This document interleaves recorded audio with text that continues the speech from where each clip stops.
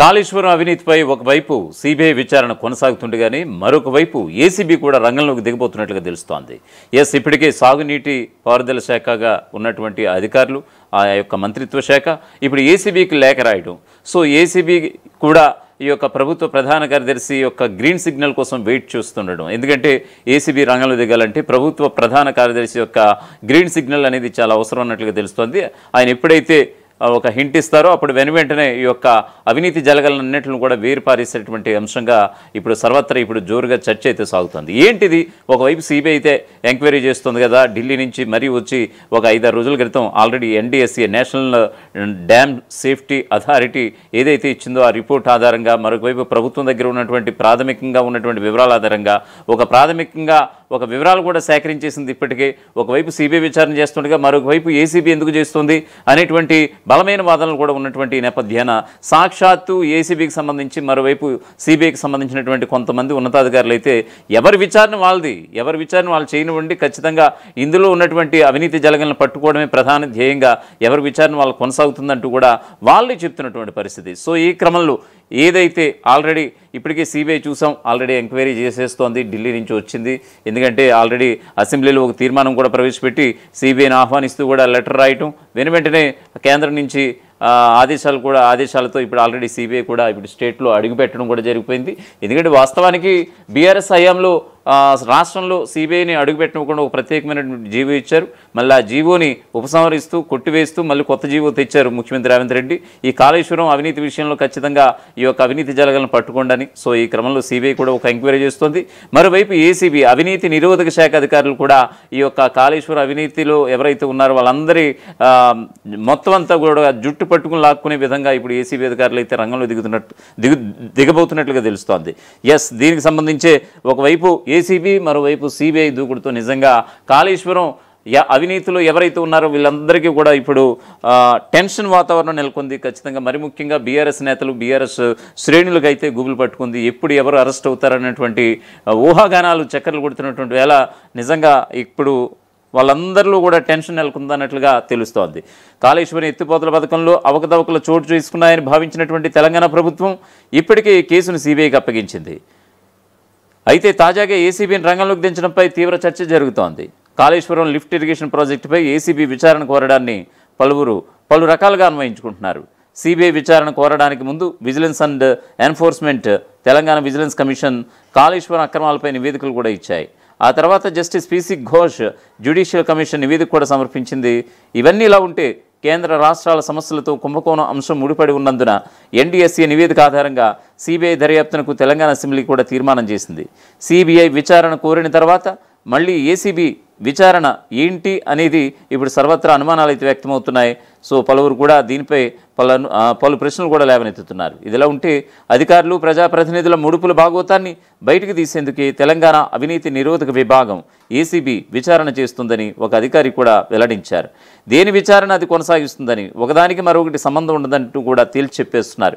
రాష్ట్ర ప్రభుత్వ వినతి మేరకు సిబిఐ అధికారులు 5-6 రోజుల క్రితం సచివాలయంలో అధికారులను కలిసి ఎన్డీఎస్ఏ నివేదిక, మరోవైపు ప్రాజెక్టుకు సంబంధించినటువంటి ప్రాథమిక వివరాలు కూడా సేకరించారు. ఎఫ్ఐఆర్ దాఖలు చేసినటువంటి తర్వాత పూర్తిగా రంగంలోకి దిగి దర్యాప్తు కూడా ప్రారంభించబోతున్నారు. సిబిఐ ఛార్జ్ షీట్ దాఖలు చేసే సమయంలో ఏసీబీ విచారణ నివేదికకు ప్రాధాన్యం ఉంటుందని మరో అధికారి కూడా పేర్కొన్నారు. ఈ కుంభకోణం నుంచి ఎవరూ తప్పించుకోకుండా ఉండేందుకు కాంగ్రెస్ ప్రభుత్వం అష్టదిగ్బంధనం చేస్తుందనేటువంటి వ్యాఖ్యలు కూడా ఇప్పుడు వినిపిస్తున్నాయి. రాష్ట్రంలో అసెంబ్లీ ఎన్నికలకు కొద్ది రోజుల ముందుగా కాళేశ్వరం ప్రాజెక్టులో భాగమైనటువంటి మేడిగడ్డ బ్యారేజ్లో పిల్లర్లకు పగుళ్లు, అలాగే కుంగుబాటు రావడం తెలిసిందే. ఇక అప్పటి నుంచి ఈ ప్రాజెక్టును విచారణ సంస్థలు, దర్యాప్తు అధికారులు వెంటాడుతున్నాయి. ఒకరి తర్వాత ఒకరన్నట్లుగా 3 విచారణలు పూర్తయ్యాయి. మొదటిగా తెలంగాణ విజిలెన్స్ అండ్ ఎన్ఫోర్స్మెంట్ విభాగం విచారణ జరిపి రాష్ట్ర ప్రభుత్వానికి గత ఏడాది నివేదిక కూడా పంపించింది. ఈ నివేదికను పరిశీలించి అధ్యయనం చేసిన తర్వాత నీటిపారుదల శాఖ, అలాగే బాధ్యులపై శాఖాపరమైనటువంటి చర్యలు తీసుకునేందుకు తెలంగాణ విజిలెన్స్ కమిషన్కి సిఫారసు చేసింది. విజిలెన్స్ అండ్ ఎన్ఫోర్స్మెంట్ నివేదికను క్షుణ్ణంగా పరిశీలించిన తర్వాత కాంట్రాక్టర్లు, ఇంజనీరింగ్ అధికారులపై ఏ రకమైన చర్యలు తీసుకోవాలో సవివరంగా నివేదికను రాష్ట్ర ప్రభుత్వానికి సిఫారసు కూడా చేసింది. నేషనల్ డ్యామ్ సేఫ్టీ అథారిటీ నివేదిక ప్రకారం కాళేశ్వరం ప్రాజెక్టు డిజైన్ లోపాలు, నిర్వహణ లోపాలు ఉన్నాయంటూ కూడా స్పష్టంగా పేర్కొంది. విజిలెన్స్ అండ్ ఎన్ఫోర్స్మెంట్ విభాగం సమర్పించినటువంటి నివేదికలు కూడా అక్రమాలు వెలుగులోకి వచ్చాయి. ఈ దర్యాప్తు నివేదికల ఆధారంగా 57 మంది ఇంజనీరింగ్ అధికారులపై శాఖాపరమైనటువంటి చర్యలతో పాటు క్రిమినల్ చర్యలు కూడా తీసుకోవాలని రాష్ట్ర ప్రభుత్వానికి విజిలెన్స్ కమిషన్ ఈ ఏడాది మొదట్లో సిఫారసు కూడా చేసింది. ఎల్ఎన్టీ పిఈఎస్ జాయింట్ వెంచర్ సంస్థ ఈ యొక్క సంస్థపై క్రిమినల్ కేసు పెట్టాలని కూడా సూచించింది. విజిలెన్స్ కమిషన్ సిఫారసుపై తర్జన భర్జనలు అంటూ కూడా ఒకవైపు వార్తలు కూడా ఊపందుకున్నాయి. ఈ సిఫారసుల ప్రకారం చర్యలు తీసుకునే విషయంలో నీటిపారుదల శాఖ మంత్రిగా ఉన్నటువంటి ఉత్తమ్ కుమార్ రెడ్డి ఊగిసలాడారు. కాళేశ్వరం అవకతవకలపై జస్టిస్ పినాకిని చంద్రఘోష్ జ్యుడిషియల్ కమిషన్ విచారణ జరుగుతున్నందున చర్యలు తీసుకుంటే నిబంధనలు ఉల్లంఘించినట్లు అవుతుందంటూ కూడా తర్జన భర్జన గురయ్యారట ఆయన. జ్యుడిషియల్ కమిషన్తో సంబంధం లేకుండా బాధ్యులైన ఇంజనీరింగ్ అధికారులపై చర్యలు తీసుకోవాలని, కాంట్రాక్టర్ నుంచి డబ్బులు రికవరీ చేయాలని తెలంగాణ విజిలెన్స్ కమిషన్ తన సిఫారసులో స్పష్టం చేసింది. న్యాయ నిపుణుల అభిప్రాయం మేరకు, నీటిపారుదల శాఖ ఆదేశం మేరకు ఇంజనీర్ ఇన్ చీఫ్ బాధ్యులైనటువంటి ఇంజనీర్లకు షోకాజ్ నోటీసులు కూడా పంపించింది. మీపై క్రిమినల్ ప్రొసీడింగ్స్ లేదా డిసిప్లినరీ యాక్షన్ ఎందుకు తీసుకోకూడదో 3 వారాల్లో సమాధానం ఇవ్వాలంటూ కూడా ఈ ఏడాది జూన్ నెలలో ఇచ్చినటువంటి నోటీసుల్లో పేర్కొన్నటువంటి విషయం తెలిసిందే. ఇక విజిలెన్స్ కమిషన్ నివేదిక ప్రకారం అవినీతి అక్రమాలకు పాల్పడినట్లుగా తేలినటువంటి అధికారులపై విచారణ జరపాలని నీటిపారుదల శాఖ తాజాగా తెలంగాణ ఏసీబీకి లేఖ కూడా రాసింది.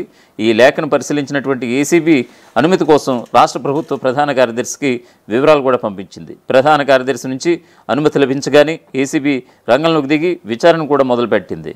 విజిలెన్స్ కమిషన్ నివేదిక ప్రకారం సంబంధిత ప్రభుత్వ అధికారులకు నోటీసులు ఇచ్చి విచారణకు కూడా పిలిపించబోతున్నారు ఏసీబీ.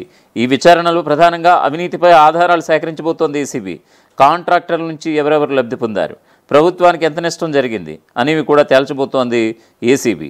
సిబిఐ ఛార్జ్షీట్ దాఖలు చేసే సమయానికి ఏసీబీ విచారణ పూర్తి చేయబోతున్నట్లుగా కూడా తెలుస్తోంది. మరొక వాదన కూడా వినిపిస్తోంది. ఒకవేళ సిబిఐ రంగంలోకి దిగకపోతే ఏసీబీ ద్వారా విచారణ పూర్తి చేసి తెలంగాణ సర్కార్ చర్యలకు ఉపక్రమించవచ్చునట్టు కూడా భావిస్తున్నారు. ముందు జాగ్రత్తలో భాగంగానే ఈ చర్యలంటూ కూడా రాజకీయ వర్గాల్లో జోరుగా చర్చ సాగుతోంది. అయితే ఇప్పటికే ఆదాయానికి మించినటువంటి అక్రమాస్తుల కేసుల్లో కాళేశ్వరం ప్రాజెక్టు మాజీ ఈఎన్సీలు బూక్యా హరిరామ్, అలాగే మురళీధర్ రావు, అలాగే నూనె శ్రీధర్లను ఏసీబీ అరెస్ట్ చేసినటువంటి విషయం ఇప్పటికే తెలిసిందే. వీరి నివాసాలు, బంధువులు, స్నేహితుల ఇళ్లల్లో సోదాలు చేసినటువంటి సందర్భంగా సుమారు 1000 కోట్ల విలువైనటువంటి ఆస్తులు నగదు బయటపడినట్లుగా తెలుస్తోంది. బూక్యా హరిరాముకు చెందినటువంటి 300 కోట్ల ఆస్తులను చూసి ఏసీబీ అధికారులే నివ్వెరపోయినటువంటి పరిస్థితి. పదవీ విరమణ తర్వాత మురళీధర్ రావు సుమారుగా 13 సంవత్సరాల పాటు ఈయన పదవీ కాలాన్ని పొడిగించారంటే పలుకుబడి ఏ స్థాయిలో ఉందో ఊహించుకోవచ్చు అంటూ కూడా చెప్తున్నారు. ఏదేమైనా సరే ఒకవైపు సిబిఐ విచారణ అంటే ఇప్పటికే ప్రాథమిక వివరాలు సేకరించింది. నిజంగా ఎఫ్ఐఆర్ కనుక నమోదు చేసిన తర్వాత పూర్తి స్థాయిలో సిబిఐ రంగంలోకి దిగబోతోంది. సో సిబిఐ దిగినా దిగకపోయినా ప్రస్తుతానికైతే రాష్ట్ర ప్రభుత్వం ఏర్పాటు చేసినటువంటి ఈ ఏసీబీ అనేది యాంటీ కరప్షన్ బ్యూరో ఈ యొక్క అవినీతి అధికారుల భరతం పట్టేలాగా నిజంగా ఇప్పుడు ఏసీబీని రంగంలోకి దించబోతున్నట్టుగా తెలుస్తుంది. ఇప్పటికే ఉత్తమ్ కుమార్ రెడ్డి ఏసీబీకి లేఖ రాయడం, ఏసీబీ ఏమో ప్రస్తుతం ప్రభుత్వ ప్రధాన కార్యదర్శి యొక్క గ్రీన్ సిగ్నల్ కోసం వెయిట్ చేస్తుండడం ఇప్పుడు సర్వత్రా జోరుగా చర్చ సాగుతోంది. ఏదేమైనా సరే ఒకవైపు సిబిఐ, మరోవైపు ఏసీబీ అధికారుల యొక్క ఈ యొక్క దుందుడుకు చర్యలతో ఇప్పుడు నిజంగా బీఆర్ఎస్ నేతల్లో వణుకు పుట్టిందనంటే కనుక ఖచ్చితంగా ఇప్పుడు అదే వినిపిస్తోంది. అసలైన తొలి వెలుగు. ఫాలో వాట్సాప్ @తొలి వెలుగు official.